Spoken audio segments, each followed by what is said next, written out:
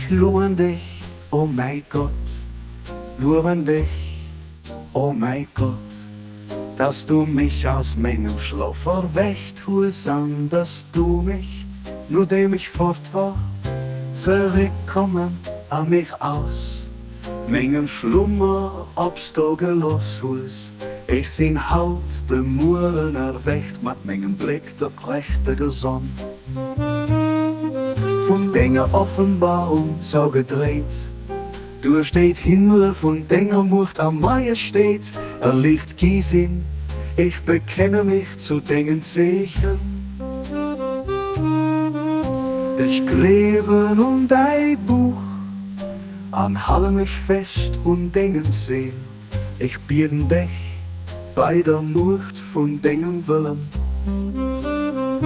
Zueinander bezwingende Kraft von deiner Absicht, mach, was du mir am Schlaf offenbart hast, zum sicheren Fundament, viert Wunde von deiner lebt, die an den Herzen von denen sind, die dich gehund, an zum besten Instrument, viel Offenbarung von den Zeichen von deiner Gnad, lebt der Gutheit. Bestimm du für mich durch den höchste Fieder, o mein Herr, dat gut von dieser an der nächster Welt. Ich bezeihen, dass du alles fest am Griff hast, du änderst, wie es dir gefällt. Es gibt kein Gott außer dir, der Starken, den Tränen.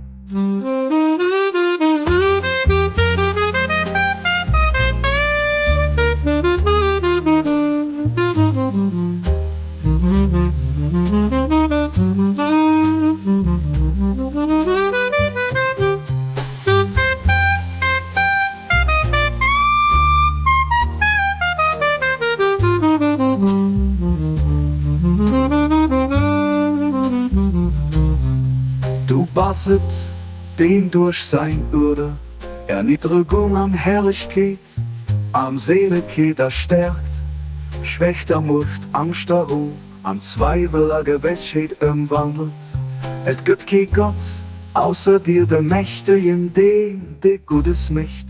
Du enttäuschst kein, den dich sich dann hältst kein zurück, der sich nur dir sehnt, bestimmt dafür mich, wat dem Himmel von deiner Generosität, an dem Meer von deiner Gutheit entspricht. Du bist wirklich den Allmächtigen, der Gewaltigsten.